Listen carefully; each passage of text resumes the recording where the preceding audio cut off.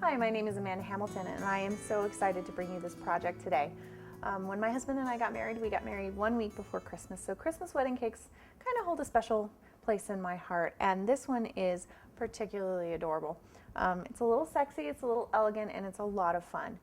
What we're going to be featuring today is some gum paste mistletoe, as well as a hand-painted kiss print and some bows.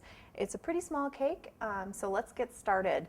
The things that you're going to need for this particular project, you're going to need this pattern, which we will go ahead and include for you. You'll notice there's kind of a variety of kisses you can choose from, whichever one you like the best.